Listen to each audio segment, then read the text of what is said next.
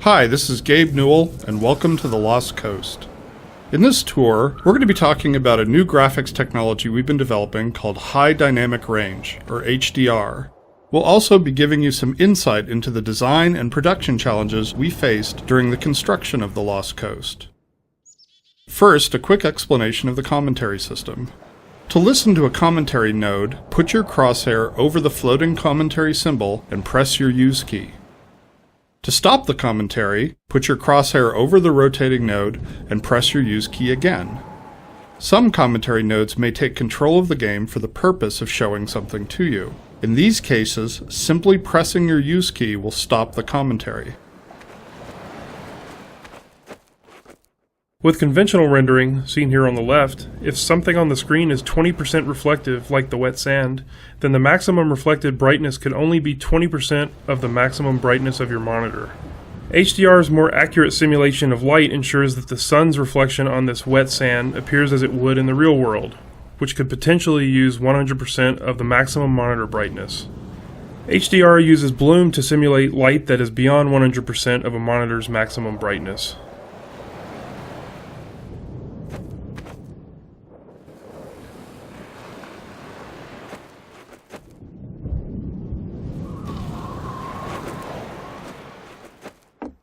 The process of building characters in Half-Life 2 taught us many things. By the end, we believed we'd figured out a more effective process for designing and constructing characters. This fisherman is the first character we built using that process. Design-wise, the fisherman was focused on showcasing HDR and the way light falls on human skin. The highlights on his forehead and nose are good examples of specularity on human skin. You can see how the wrinkles on his cheeks and around his eyes are an example of how we can use normal maps to add depth. Production-wise, the fisherman was built using a similar process to the rocks you saw on the beach. We model the 3D character at a very high detail, then extract much of the physical information and store it in the textures. Hey! You there? Wait a minute now, aren't you? You are. You're that scientist chap, Friedman. Fishman, am I right? You must be here to take on the Combine. Not sure what one man can do, but no other reason to visit St. Olga at a time like this. I'll take you to where they made their base, or as far as I can, at any rate.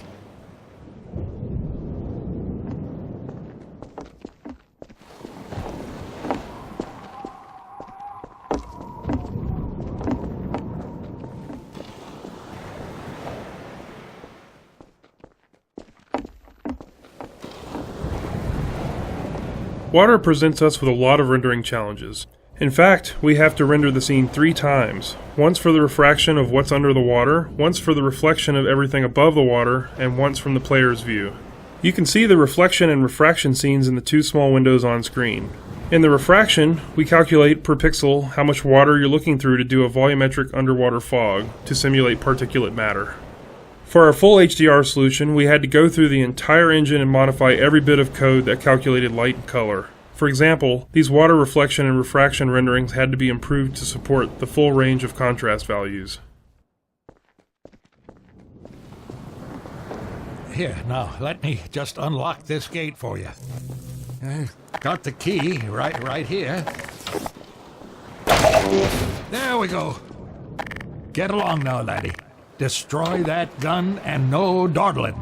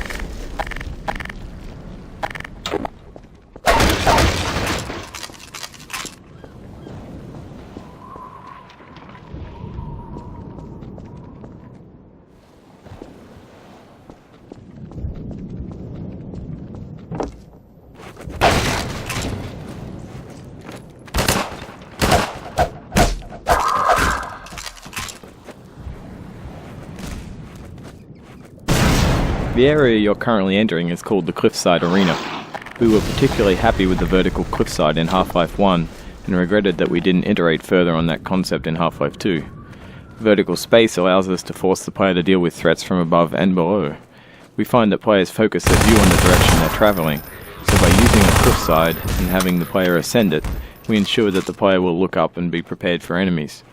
If the player's path was to move past the bottom of the cliffside, it would be unlikely he would notice soldiers rappelling down from above. And dying from unknown threats never feels fair and certainly isn't fun.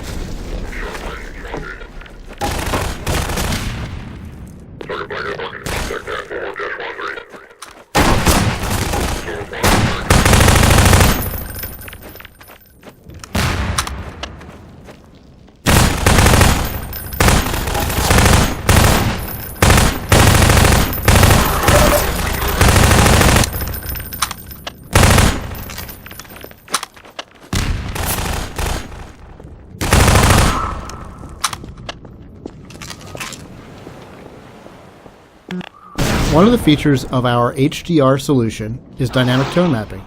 The easiest way to think about dynamic tone mapping is that it's a method of simulating the way the human eye reacts to light. In the real world, you've probably walked into a dark room and noticed your eye adjusting to the darkness, letting you see better after some time. Or you've walked out into a bright day and been blinded by the sun, only to have your eye adjust and allow you to see normally. Your iris is adjusting itself in response to the amount of light hitting your eye.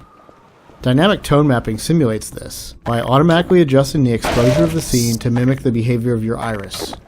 You can see this as the view moves from the dark tunnel to the bright sun and back again. Here, you can see the way we calculate the amount of light hitting the player's eyes. We take a snapshot of the scene, measure the brightness levels, and then use that to adjust exposure. We consider light at the center of the screen more important than at the edges, to better simulate the geometry of the eye. The courtyard in front of you is a space we call an arena. Arenas are built to hold the player for a period of time and usually contain combat or some other challenge.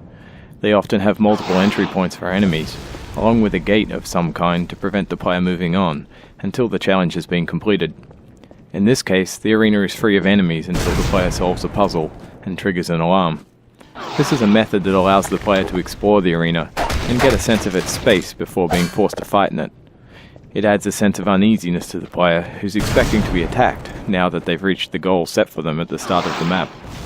The break in the action here is also a crucial part of the level's pacing. It allows the player to recover and explore the world a little after being attacked on the way up the cliffside.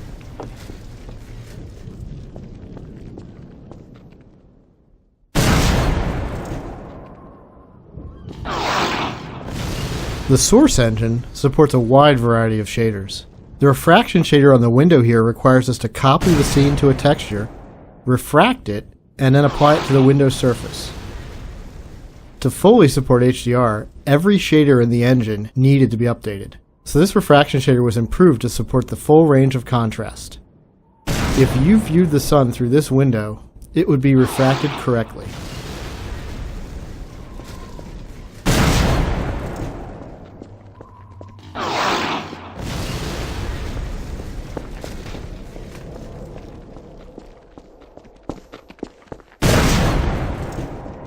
We wanted to transition from a bright, wide-open space into a tighter, closed one to showcase HDR's dynamic tone mapping. We also like to focus on contrasting elements in our settings, like ancient human architecture and futuristic combine technology. A monastery fit these requirements perfectly. Monasteries are generally isolated, unlit, and built ages ago. They provide a great backdrop for the contrasting combine technology. When we build fictional settings, we try to ground them by basing them off a real-world location. We use these locations as a design constraint that forces a logical consistency behind the art choices. Churches are great dramatic spaces. They're often lit naturally with extremes of darkness and brightness, which makes them a great showcase for HDR.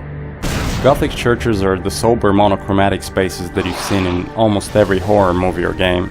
Byzantine churches, on the other hand, are very colorful and have a large variety of materials. We wanted that color and material variety to show off our HDR reflections. Our games are filled with things we call gates, which are essentially just challenges that the player must overcome to drive the experience forward. We used a puzzle here since the player has been through combat and exploration recently. When we design challenges, we try to ensure that the player's goal and the action required by the player are both fun. It's not hard to create interesting goals for the player, like stopping this machine from shelling the nearby village, but the action required by the player to solve the challenge needs to be fun as well. So instead of something menial, such as hitting an off switch, the player gets to use physics to jam the gun's mechanism and cause it to break.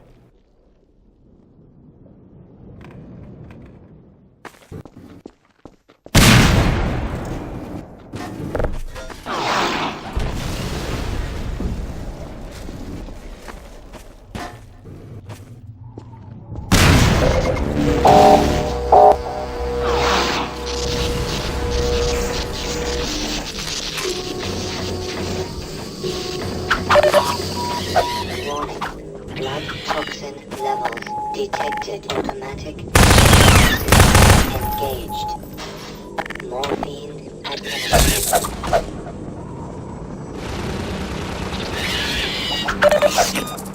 Emergency. User dead. Imminent vital signs are dropping.